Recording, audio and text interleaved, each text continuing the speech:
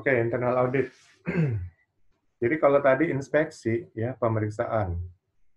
Audit juga pemeriksaan. Jadi bedanya apa? Sama-sama memeriksa ya. Cuman ya bedanya tadi kalau inspeksi itu memeriksa benda-benda fisik ya. Benda-benda fisik seperti tadi mesin-mesin, peralatan kerja ya, bahan-bahan kerja ya, termasuk bahan kimia segala macam. Kemudian para pekerjanya ya mengamati perilaku tidak aman, kondisi tidak aman, ya, mengamati metode kerjanya, ya, apakah sudah benar metode kerjanya, SOP-nya, kemudian mengamati lingkungan kerjanya, ya, apakah ada bahaya fisika, biologi, kimia, ergonomi, ya, kemudian bahaya housekeeping, ya, kerapihan, kebersihan, keindahan tempat kerja, bahaya fisiologi atau psikologi. Nah, semua ini harus diperiksa apakah tidak menimbulkan bahaya dan risiko.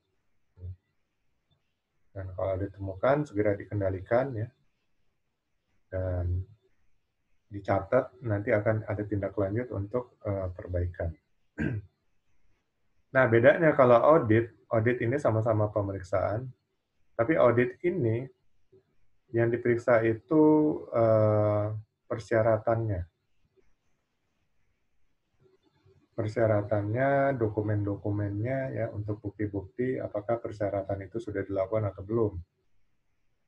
Nah, persyaratan ini sesuai dengan sistem yang diikuti oleh perusahaan, ya. Sistem apa yang diikuti oleh perusahaan. Kalau sistemnya standar internasional, ya berarti kita ikut dengan standar internasional itu, persyaratannya apa. Kalau sistemnya ada standar di Indonesia atau peraturan perundangan di Indonesia, maka standar Indonesia tersebut atau peraturan perundangan tersebut itu menjadi acuannya, ya. Nah, jadi acuan pembanding dalam melakukan pemeriksaan, nah, gitu ya. Jadi itu sedikit bedanya. Kalau inspeksi ya lebih kayaknya mengarah kepada fisik, ya. Kalau audit lebih mengarah kepada persyaratan dan dokumen-dokumen. Jadi akan banyak berhubungan dengan dokumen nanti. Karena dokumen itu sebagai barang bukti. Bukti suatu aktivitas sesuai persyaratan sudah dilakukan.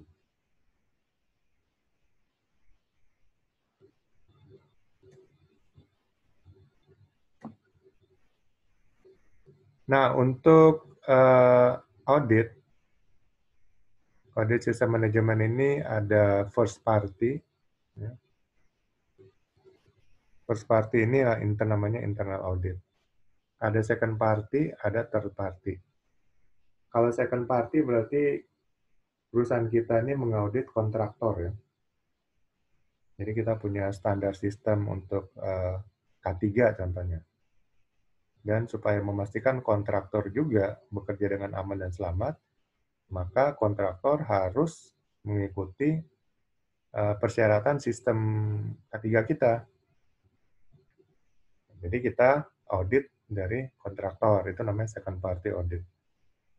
Kalau third party audit, ini audit pihak ketiga, yaitu lembaga sertifikasi.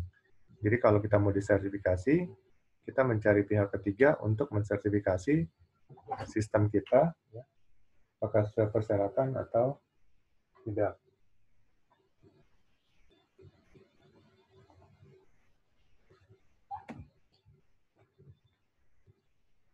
Auditor, ya, baik auditor eksternal maupun internal, ya. Kalau eksternal itu second party dan third party. Kalau internal auditor, yaitu first party audit, ya. Ini tadi. Ini internal audit. Ya, untuk auditor, baik eksternal maupun internal, ya sama aja. Inilah beberapa karakter yang perlu dikuasai atau yang dijauhkan. Nah, sabar nih kayaknya wajib. Kalau arogan kayaknya harus dihindari, ya. Jadi ada karakter yang wajib, ada yang tidak wajib, dan ada yang dihindari. Tidak wajib itu berguna tapi tidak diwajibkan. Karakter yang dihindari ya memang harus dihindari. Nah, ini jawabannya. Yang merah itu berarti dihindari. Kalau kuning itu tidak wajib tapi berguna. Yang hijau wajib. Jadi auditor itu harus sabar, pendengar yang baik, terbuka, memiliki kemampuan membuat laporan, selalu melakukan persiapan, teguh pendirian, sifat ingin tahu, seorang team player ya, kerjasama tim yang baik, bisa mengatur waktu, time management, penuh taktik ya. Taktik ini kadang-kadang dibutuhkan karena asesi atau orang yang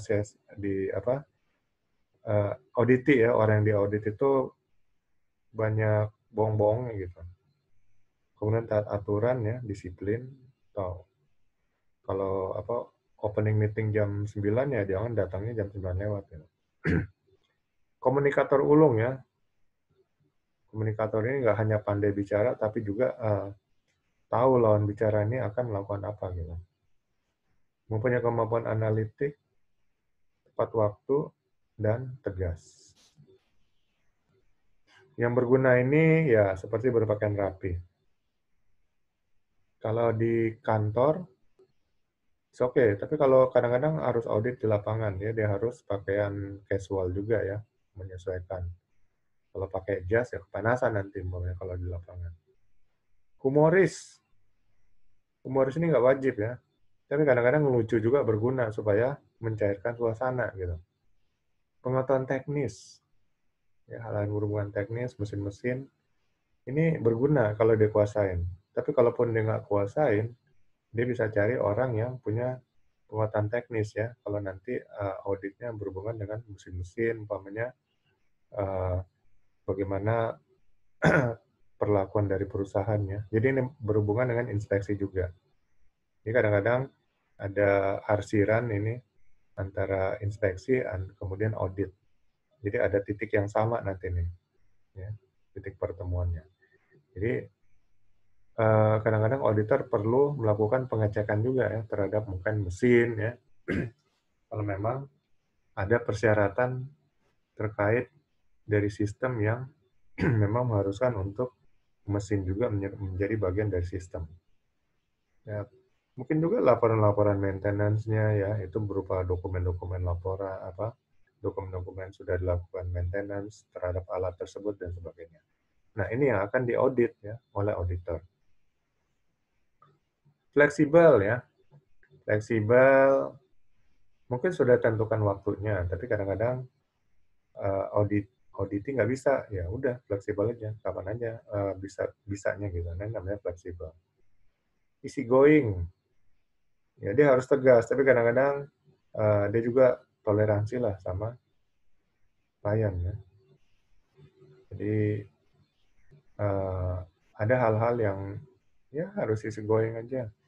Kadang-kadang klien terlalu lama ngambil sesuatu dokumennya, dia easy going, jangan marah-marah gitu. Memaksa, ini tidak wajib tapi kadang-kadang perlu. Jadi kalau auditor sengaja memperlambat waktu ya itu harus sedikit tegas gitu ya. Nah, jadi ini yang nggak boleh ini argumentatif ya, adu mulut dengan auditi ya ngapain gitu. Jadi auditor hanya benar-benar nyari temuannya ya, nggak perlu adu mulut. Perfeksionis ya, terlalu pengen sempurna, arogan juga nggak boleh.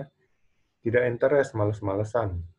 Talkatif, auditor terlalu banyak ngomong. Auditor nggak terlalu harus lebih sering menjadi pendengar yang baik gitu. Kurang tenaga, ya. Tidak jujur, penuh opini, menerima berdasarkan wajah. Itu yang harus dihindari.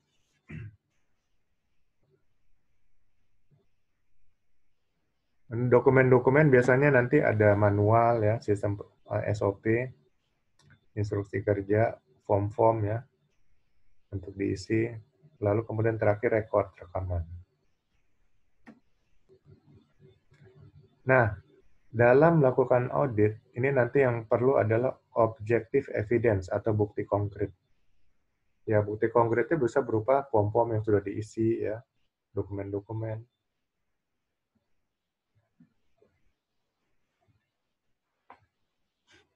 Kemudian hal-hal yang berhubungan dengan peraturan perundang-undangan, ya, izin-izin, ya, kemudian regulasi-regulasi untuk kalau K3 ya apa aja, regulasi pemerintah untuk K3, seperti contohnya harus ada kotak P3K, harus pakai APD, ya, dan kemudian eh, harus ada SOP, ada kebijakan. Ya, ini namanya legal prosedur. Ya. Harus ada Undang-Undang Nomor 1 Tahun 70 yang ditampang di area kerja. Nah, legal prosedur. Lalu legal prosedur juga izin-izin ya. Izin-izin terkait operasional perusahaan dan sebagainya. Kemudian sama seperti inspeksi harus siapkan checklist juga. Karena kita ini manusia bukan orang yang sempurna, sehingga semuanya sudah ada di kepala ya, sudah dihafal. Kalaupun kita sudah pengalaman berkali-kali melakukan audit, ya tetap kalau bisa ada checklist. Karena bisa aja terlupa ya, salah satu hal nggak diperiksa, dan akhirnya itu harusnya menjadi temuan, cuman karena kita lalai, lupa, akhirnya tidak ditemukan. Kedepannya sistemnya malah makin nggak benar gitu, karena ada temuan-temuan yang tidak diluruskan pada waktu dilakukan internal audit. Ya, tinjau kembali persyaratan sistem integrasi ya, sistem manajemennya, dan buat checklist ya untuk masing-masing klausul dari sistem yang diikuti oleh perusahaan. Tentukan pula untuk setiap checklist ke departemen mana yang akan kita tanyakan pertanyaan tersebut. Jadi nanti ada checklist, nggak semua departemen kita akan tanyakan ya. Kalau pelatihan tentu kita tanyakan ke departemen HRD ya. Atau kalau untuk pelatihan K3 mungkin kadang-kadang dikasih ke departemen HSE. Jadi kita harus tahu nih, di mana penanggung jawab untuk checklist yang kita buat berdasarkan masing-masing klausul yang ada di persyaratan sistem.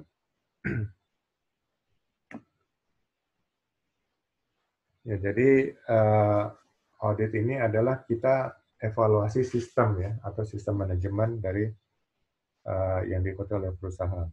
Sehingga untuk membetulkan kembali, kalau sudah ada penyimpangan-penyimpangan, kembali ke jalan yang benar gitu ya, ke jalan yang sesuai dengan persyaratan dari sistem. Audit adalah proses sistematis, independen, dan terdokumentasi untuk memperoleh bukti audit dan mengevaluasinya secara objektif, ya, berdasarkan fakta, bukan opini, untuk menentukan sejauh mana kriteria audit dipenuhi. Itu ofisial daripada definisi. Atau kalau secara gampang, audit itu adalah pemeriksaan ya, untuk melihat apakah perusahaan sudah mengikuti persyaratan dari suatu sistem yang diikutinya. Ya. Apabila terjadi penyimpangan ya terhadap persyaratan itu, maka itu adalah temuan ya ketidaksesuaian dan harus segera ditindaklanjuti untuk diperbaiki. Itulah kira-kira bahasa sederhananya. Kemudian kriteria dan bukti audit. Kriteria audit adalah seperangkat kebijakan, prosedur, atau persyaratan. Ya. Jadi persyaratan ini bisa berupa prosedur internal perusahaan, ya, kebijakannya, atau persyaratan dari sistem, atau persyaratan dari peraturan perundang-undangan pemerintah ya yang diadopsi oleh sistem tersebut. Ini namanya kriteria audit. Jadi bahan acuan untuk melakukan audit apakah ada temuan atau enggak. Nah, ini namanya kriteria audit. Lalu bukti audit adalah rekaman, ya, pernyataan fakta, atau informasi lain yang terkait dengan kriteria audit dan dapat diverifikasi. Jadi bukti audit nanti bukti bahwa benar-benar persyaratan sudah diikuti ya. Nah, kalau saat kita jadi auditor internal, kita akan tanya, mana buktinya? Contoh, apakah sudah melakukan pelatihan basic fire? Oh, sudah. Kita tanya, mana buktinya? Oh iya ini, nah dikasih. Sebagai auditor, kita jangan langsung percaya. Kita harus verifikasi. Benar nggak? Oke, tolong cari, ini ada salah satu nama, namanya si Joko, ya, contoh ya. Bisa tolong dipanggil? Nah, panggillah si Joko. Kita tanya, apa training apa yang kamu ikuti dalam 3 bulan terakhir? Ya, kita tahu nih trainingnya baru dilaksanakan bulan lalu. Oh, nggak ada. Kamu yakin nggak ada? Iya, saya sudah setahun lebih belum ikut training di perusahaan. Nah, berarti kan bohong. Nah, itu temuan gitu kan. Tapi pada bilang, oh ya ada ini tanggal gini-gini. Nah, oh berarti benar. Ini namanya verifikasi. Jadi setiap bukti yang dikasih oleh auditi, auditi itu orang yang diaudit ya, jangan langsung percaya aja. Kalau kita anggap nih kayaknya perlu diverifikasi, kita verifikasi untuk membuktikan kebenarannya. Kriteria audit digunakan sebagai acuan pembanding ya. Jadi ini acuan dasar untuk kita lakukan pembanding apakah nanti ada temuan ya. Temuan atau kita harus meminta bukti auditnya. Jadi ini acuannya. Ya, kriteria audit ini adalah ya seperangkat kebijakan, prosedur internal perusahaan atau persyaratan dari sistem yang diikuti perusahaan atau persyaratan peraturan perundang-undangan pemerintah yang diikuti oleh sistem tersebut. Ya, audit ini perlu ya. Karena kalau kita ikut suatu sistem, kita harus ikut persyaratannya. Dan kadang-kadang dalam pelaksanaannya mungkin ada penyimpangan-penyimpangan. Kalau tidak dilakukan internal audit, kita nggak akan tahu akan adanya penyimpangan. Jadi harus dilakukan internal audit ya. Ya, prinsip-prinsip audit ya nanti ada kode etik ya. Jadi kejujuran, integritas ya, kerahasiaan itu dasar dari profesionalisme kode etiknya. Kemudian presentasi yang baik dan benar ya, kewajiban untuk melaporkan secara benar dan akurat. Dan menjaga profesionalisme ya. Ini benar-benar kita melakukan hal yang benar ya. Tidak ada tambah-tambahan atau pengurangan-pengurangan dari temuan-temuan yang ada.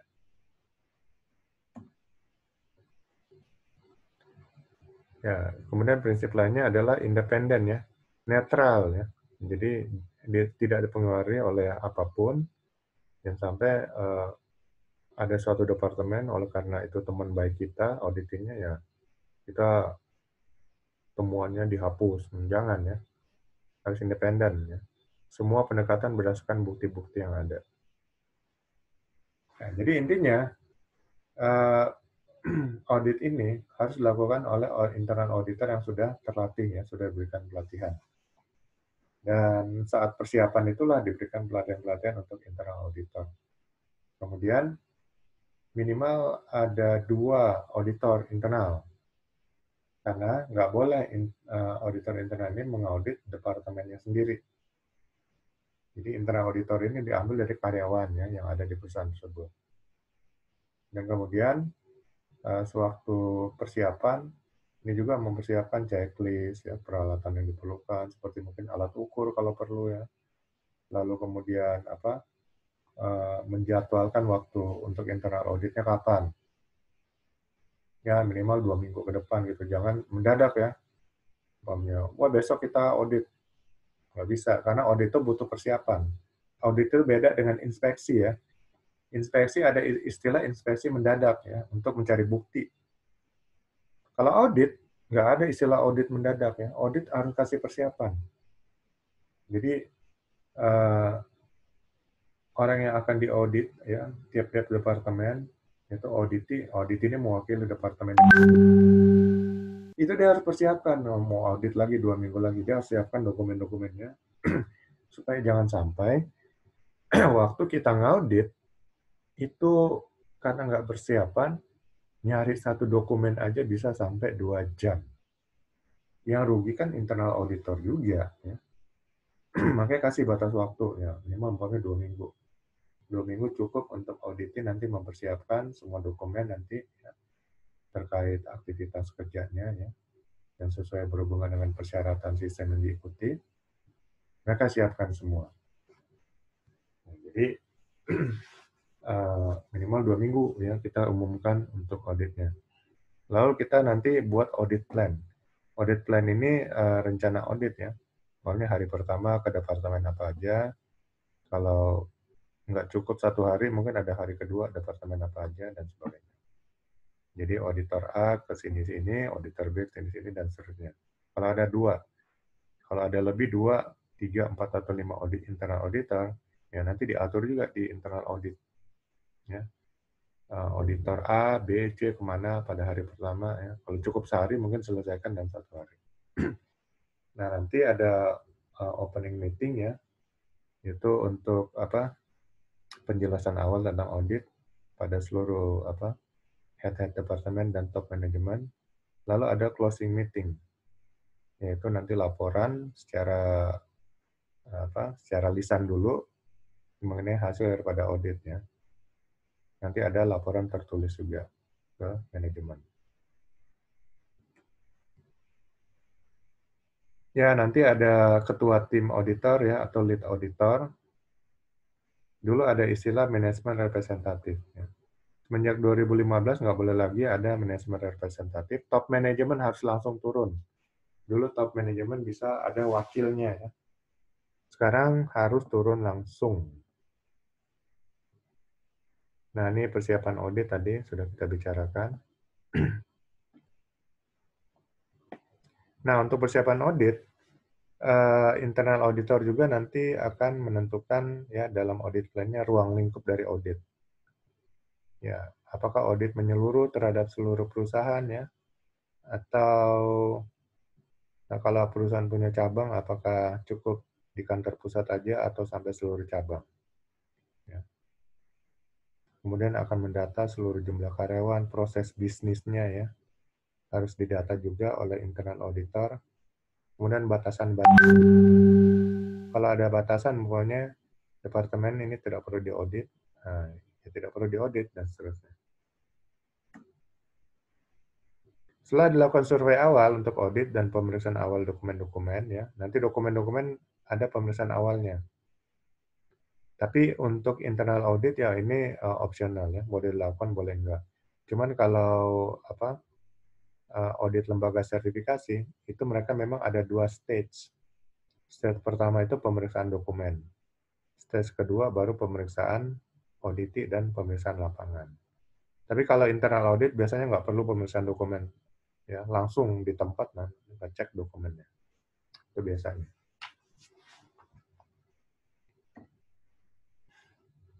Nah, ini audit plan yang sudah dibuat ya, diatur siapa melakukan apa dan kapan serta di mana ya.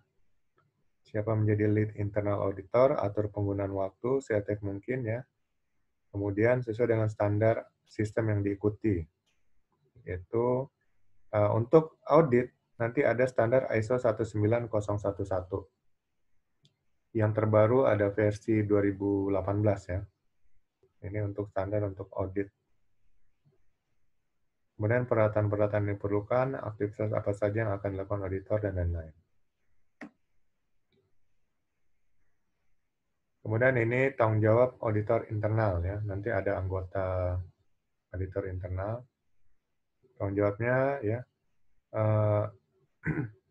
dia mengetahui semua persyaratan audit, mampu menjelaskan ya, mampu juga membuat audit plan, kemudian mampu mendokumentasikan hasil audit, mampu juga melakukan verifikasi ya. Verifikasi tindakan-tindakan perbaikan ya nanti akan dilakukan verifikasi, mungkin akan ditugaskan lagi internal auditor bisa saja. Kemudian bekerja sama dan mendukung tugas ketua tim audit atau audit internal auditor leader ya. Dan menjaga kerahasiaan dokumen-dokumen. Untuk auditi atau orang yang diaudit, tanggung jawabnya adalah memberikan informasi yang benar ya. Menyediakan pendamping bagi tim audit.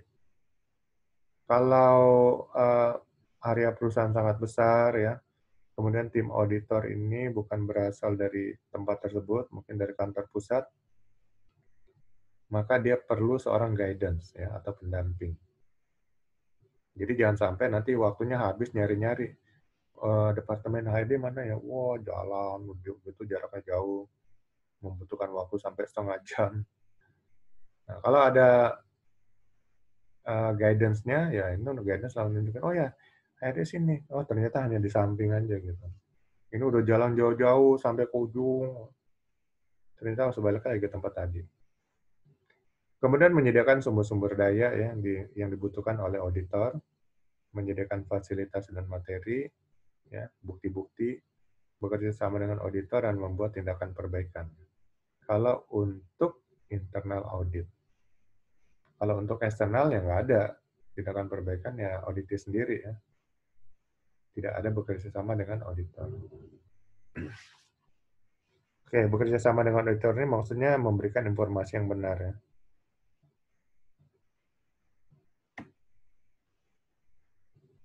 Ya, nanti dokumen-dokumen akan dikumpulkan oleh auditi semuanya ya, supaya pas ditanya itu langsung mudah dicari. Rekaman ya, spesifikasi produk contohnya, diagram alir, bisnis proses. Nanti ada bisnis proses yang akan memudahkan untuk melihat proses apa saja yang ada di perusahaan. Dari sini alurnya kemana, itu namanya bisnis proses.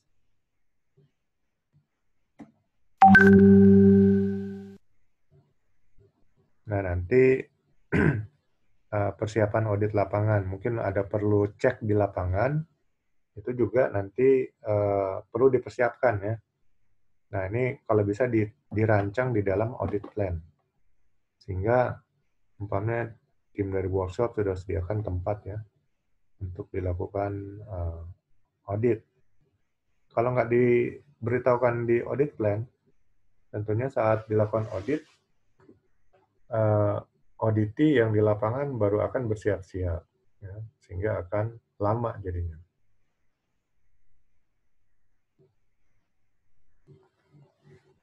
Kemudian saat dilakukan audit ya, ini semua sudah ditentukan audit, kriteria audit ya, referensi dokumen sudah disiapkan ya, tanggal dan waktu dan tempat pelaksanaan, ya, kemudian organisasi, fungsi maupun proses yang sudah disiapkan, lalu lokasinya ya segala macam, waktu, target waktunya ya, dan durasi auditnya sudah disiapkan, bahasa, kalau mungkin ada orang asing ya, expat yang harus menjadi auditi ya, nanti harus pakai bahasa Inggris umpamanya, kalau dia nggak bisa bahasa Indonesia.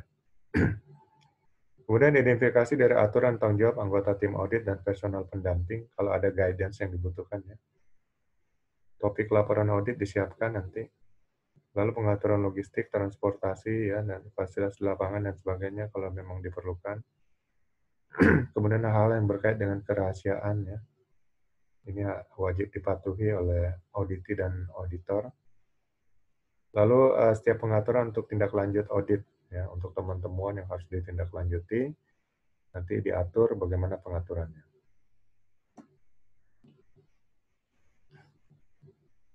Kemudian masih rencana pelaksanaan audit, rincian jadwal waktu pelaksanaannya. Kemudian lead auditor menggunakan flowchart, manual mutu, struktur organisasi, dan semuanya ini dikirimkan ke audit. Jadi setelah semua audit plan ini dibuat oleh lead auditor ya, mungkin bukan dibuat oleh lead auditor, dibuat oleh tim, tapi disahkan ditandatangan oleh lead auditor. Kalau auditor internalnya satu tim ya. Kadang-kadang mungkin sumber dayanya kurang, perusahaannya kecil, akhirnya mereka hanya nunjuk satu auditor ya, itu nggak masalah. Walaupun sebenarnya wajibnya minimal 2 auditor, tapi kan perusahaannya yang kecil aja hanya mungkin 10 orang bekerja dan sebagainya ya, cukuplah satu auditor. Tapi kalau besar ya, ada ratusan atau ribuan pekerja, ya ini mungkin ada satu tim auditor terdiri dari 10 orang mungkin ya, nanti ada lead auditor ya, itu pemimpinnya.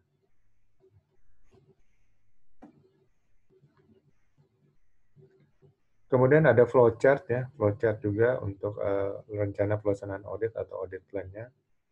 Identifikasi seluruh departemen ya dan aktivitas kunci.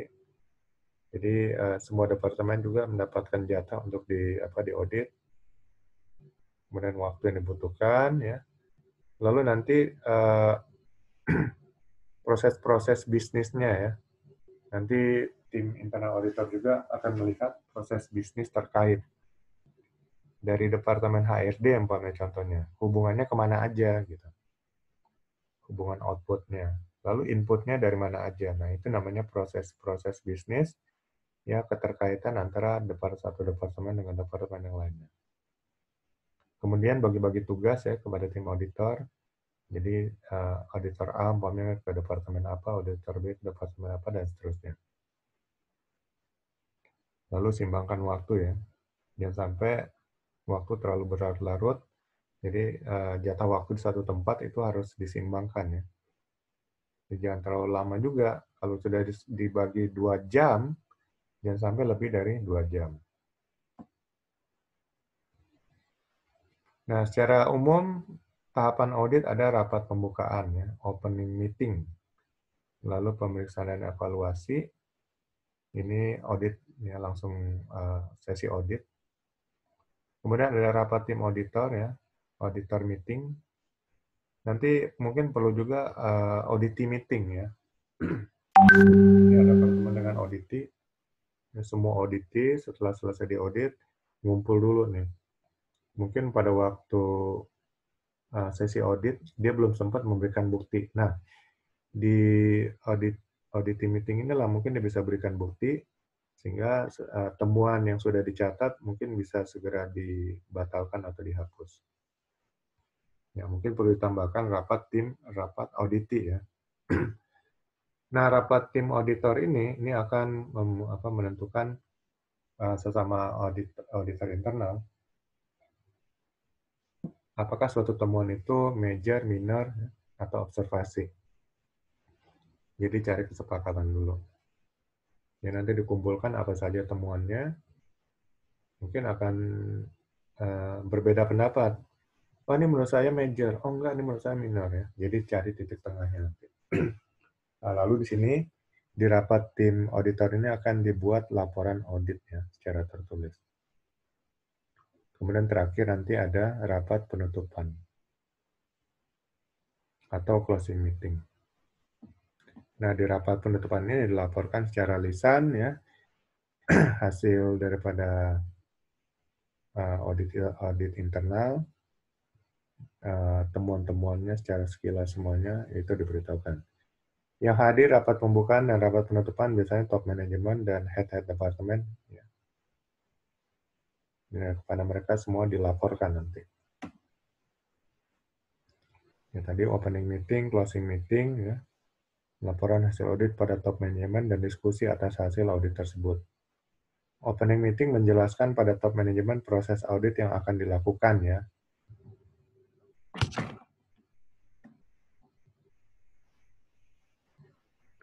Ya, ini sudah kita bahas rapat pembukaan.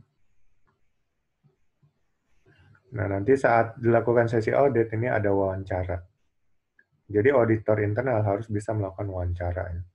Wawancara ini untuk mengorek semua keterangan dari auditi ya terhadap sistem yang diikuti oleh perusahaan, sistem yang sedang diaudit. Kemudian ada butuh mungkin pengamatan aktivitas ya di lapangan.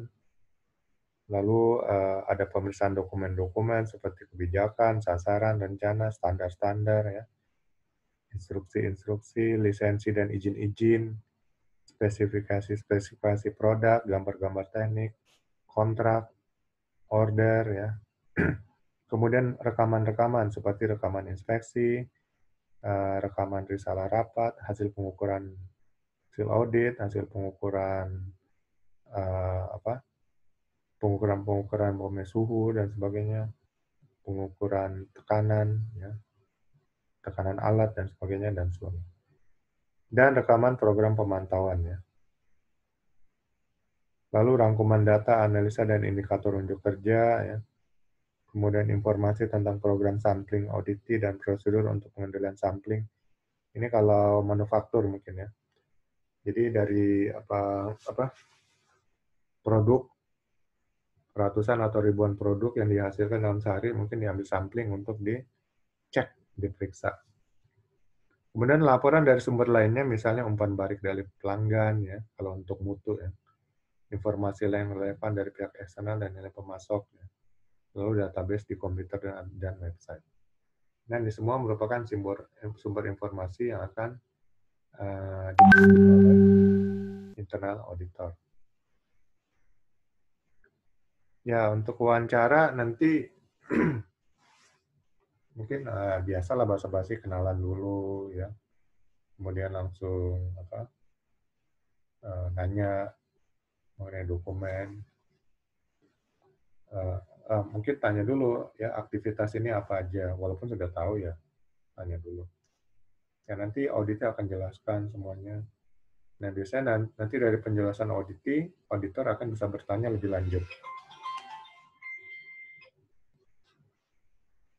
Ya, auditor akan bertanya lebih lanjut. Nah, dari situ mungkin bisa minta bukti-bukti dan lain sebagainya. Baru nanti masuk ke checklist yang ada di punya auditor, ya.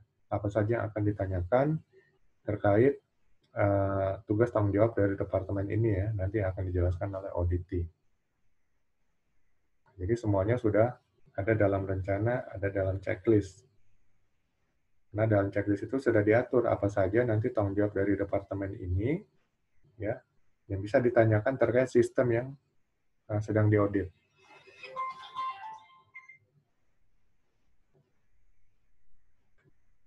Nah, untuk wawancara ini juga, ya, ada teknik-teknik wawancaranya. Biasanya kadang-kadang auditnya ada menutup-nutupi sesuatu. Nah, auditor harus bisa mengetahui kalau ada sesuatu yang ditutupi oleh auditi.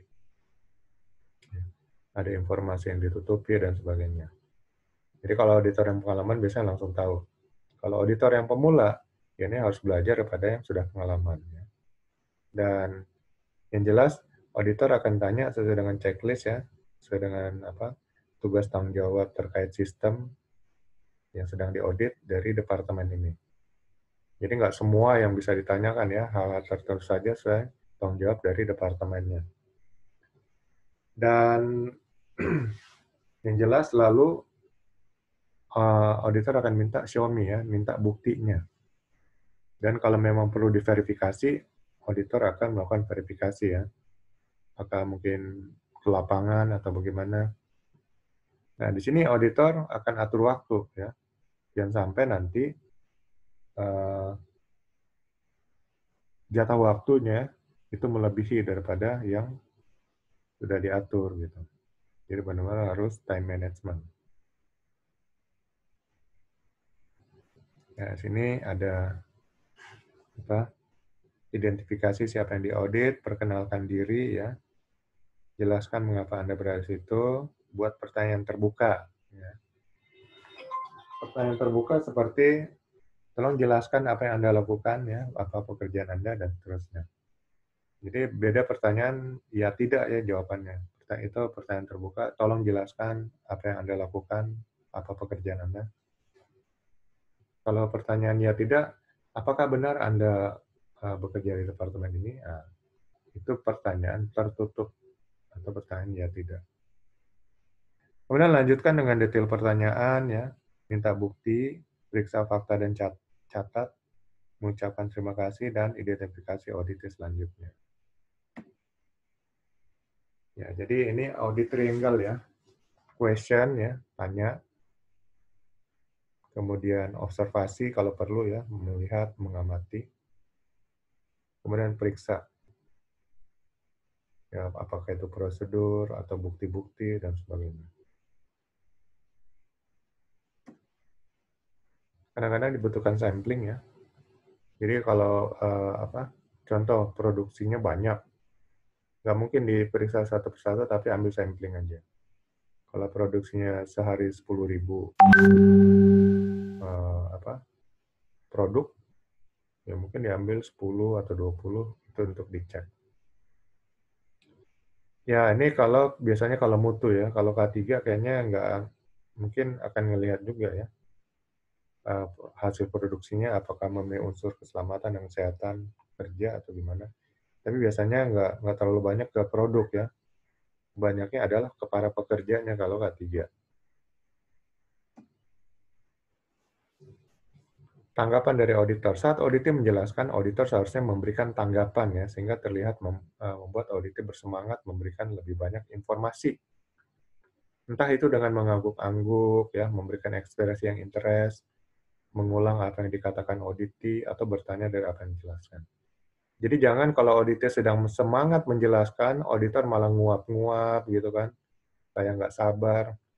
Ya, jangan seperti itu ya. Jadi ada etikanya juga. Nah, ini kadang-kadang perlu observasi ya, observasi di lapangan ya, mengamati ya sesuatu, apakah mesin, orang yang bekerja, melihat tindakan tidak aman, kondisi tidak aman, dan sebagainya. Nah, nanti bukti audit ya, itu ada pada saat dilakukan audit. Contohnya kita lihat ada ceceran oli. Ya, itu jadi bukti. Ya. Walaupun auditnya nanti bilang, oh enggak, biasanya nggak ada nih, nggak tahu siap tiba-tiba. Ya, namanya bukti pada saat melakukan audit, nah inilah jadi bukti ya, ada temuan. Nah gitu loh. Jadi makanya pada waktu audit hati-hati ya. Jangan sampai biasanya nggak ada ceceran oli, pas lagi dilakukan sesi audit, malah ada tumpahan oli. Nah itu jadi temuan. Ya, selama pelaksanaan audit, auditor harus dapat mengerti dan memahami apa yang diperlihatkan ya. Evaluasi hal yang diaudit dan keterkaitannya, evaluasi konsistensi penerapan dan pemenuhan standar, evaluasi efektivitas dan efisiensi dalam penerapan, evaluasi hal-hal yang berangkat dari diskusi yang mempengaruhi terhadap sistem atau proses keseluruhan. Makanya auditor harus mengerti ya pekerjaan dan tugas tanggung jawab dari departemen yang sedang diaudit.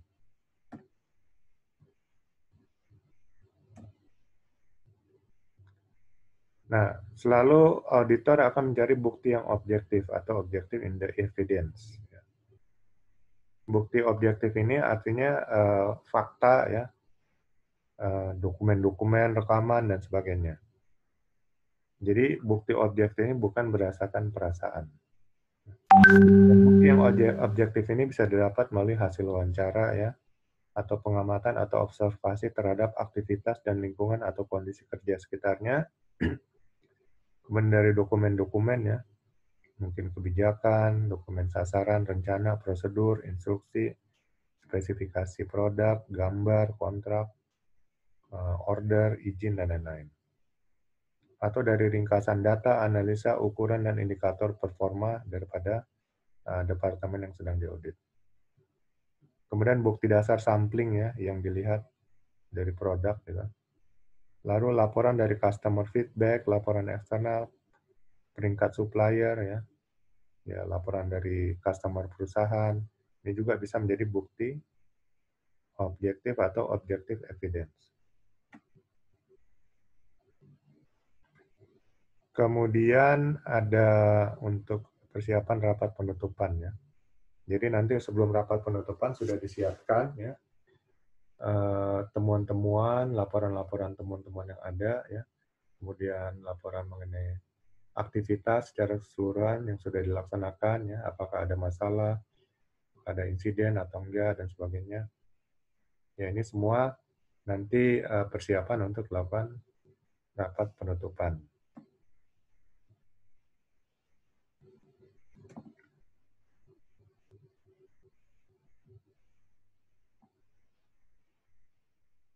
Dan pada saat rapat penutupan, ya itu tadi tinjauan audit ya, menjelaskan audit keadaannya, sebagainya. Kemudian ada ucapan terima kasih ya, ya biasalah bisa basa-basi atau apa gitu. Tapi ya ini merupakan etika ya. Bukan terima kasih, walaupun pada kenyataannya ternyata kejadian di lapangan nggak seperti yang diharapkan gitu, tapi tetap harus ada ucapan terima kasih.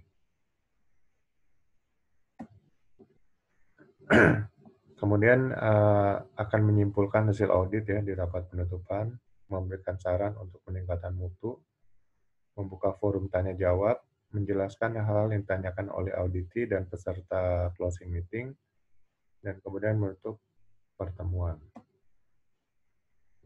Nah, lalu nanti hasil audit akan dilaporkan ya, secara tertulis. Ya, semua berdasarkan catatan dan fakta-fakta yang ada. Laporan juga akan mempertimbangkan mengenai PLOR ya, problem, location, objective evidence, dan referensi. Ya. Masalahnya apa, lokasinya di mana, temuan objektifnya, bukti-buktinya apa, referensi ya dari sistem yang ada, umpamanya sistem yang sedang diaudit, seperti OSAS atau ISO mungkin, atau dari berdasarkan referensi dari peraturan perundang-undangan atau peraturan dari perusahaan sendiri. Kemudian temuan-temuan ketidaksesuaian ya, non-conformity ya. Ini semua adalah fakta, bukan opini. Singkat dan padat laporannya, berikan nomor klausul ya. Nomor klausul dari persyaratan diikuti apakah OSAS atau ISO. Kemudian diketahui dan ditandatangani oleh top manajemen. Untuk internal audit dan second party audit tidak ada kategori minor, major, atau observasi. Jadi nanti kategori untuk minor, major, atau observasi hanya di laporan audit pihak ketiga ya, atau laporan audit sertifikasi oleh lembaga sertifikasi. Tapi kalau seandainya maupun ya untuk internal audit dipakai kategori minor, major, atau observasi ya nggak masalah, nggak ada aturan yang melarang juga. Kemudian ada masukan-masukan dari auditor ya untuk dalam laporan audit. Nah, kalau third party audit itu nggak boleh, ya, dilarang. Karena audit sertifikasi ini nggak memberikan masukan-masukan untuk perbaikan. Ya. Kalau internal audit ya boleh, memang ini diharapkan ya, karena untuk perbaikan internal. Gitu. Kemudian tim review ya, internal auditor team meeting. Ya. Koordinasi, revisi rencana audit jika perlu, pastikan semua standar dipakai, pastikan semua area telah diaudit, membicarakan masalah-masalah selama audit. Ini waktu pertemuan auditor ya, sebelum pertemuan penutup. Kemudian di follow up dan perbaikan-perbaikan ya, dilakukan oleh top manajemen. Pastikan top manajemen terlibat, jadwalkan rencana perbaikan dan monitor tindakan perbaikan.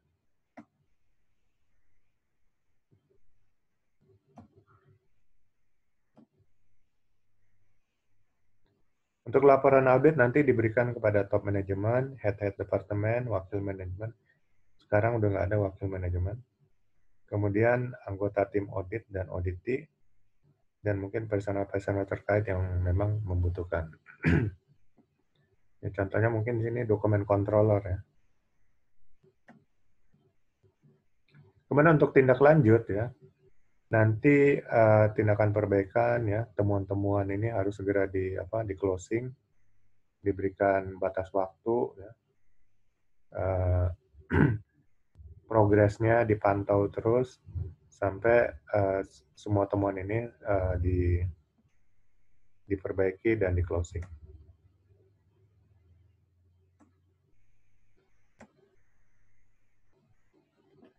Kemudian nanti hasil auditnya akan dibicarakan dalam rapat tinjauan manajemen ya. Nah, untuk tinjauan manajemen ini akan ditentukan waktunya, apakah setahun sekali, 6 bulan sekali, ya, nanti perusahaan akan menentukan. Jadi hasil salah satu yang dibicarakan dalam rapat tinjauan manajemen adalah hasil audit internal dan juga tindakan perbaikannya.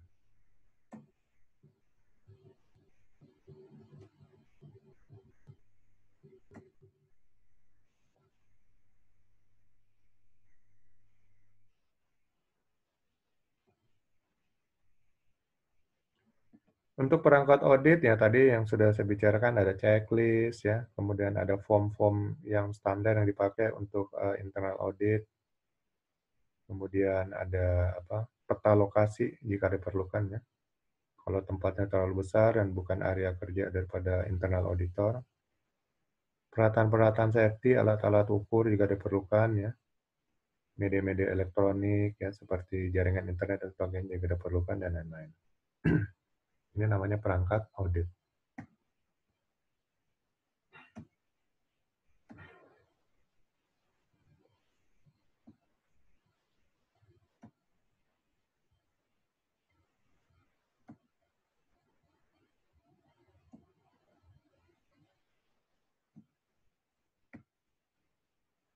Ya, intinya nanti audit ini akan internal audit ya. Internal audit itu sebenarnya untuk melihat bagaimana sistem yang diikuti oleh perusahaan, apakah ada penyimpangan, dan kalau ada penyimpangan tentu akan diperbaiki. Internal audit ini mengikuti dengan jadwal tinjauan manajemen. Umpamanya tinjauan manajemen dilakukan 6 bulan sekali atau setahun sekali, maka internal audit juga dilakukan apakah 6 bulan sekali atau setahun sekali. Ya, gunanya tinjauan manajemen itu adalah meninjau semua aktivitas terkait sistem yang diikuti ya. Apakah ISO 9001, ISO 14001, kalau dulu OSA, sekarang ISO 45001. Sehingga untuk memperbaiki penyimpangan-penyimpangan yang mungkin terjadi dalam kurun waktu 6 bulan atau setahun tadi, sehingga sistem yang diikuti oleh perusahaan ini tetap dalam performa yang terbaik gitu. Dan ini dibutuhkan internal audit. Ya, internal audit ini nanti juga akan ditindaklanjuti untuk perbaikan-perbaikan temuannya, dan hasilnya juga akan dibicarakan pada rapat tinjauan manajemen oleh tim manajemen ya. Jadi dengan internal audit ini, maka semua sistem yang diikuti oleh perusahaan ya, apakah sistem manajemen mutu ya, sistem manajemen lingkungan, sistem tiga, itu semua dalam top performance ya, atau dalam kondisi yang terbaik. Dan HSE officer harus bisa menjadi salah satu umpamanya internal auditor ya, dan siap untuk melaksanakan internal audit di perusahaan tempatnya bekerja. Oke, baik. Sampai sini ada yang ingin ditanyakan terkait internal audit.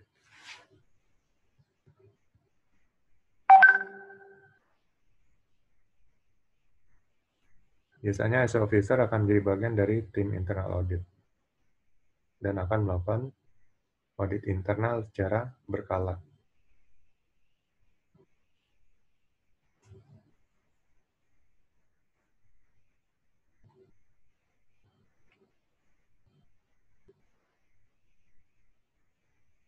Kalau nggak ada, kita ketemu lagi.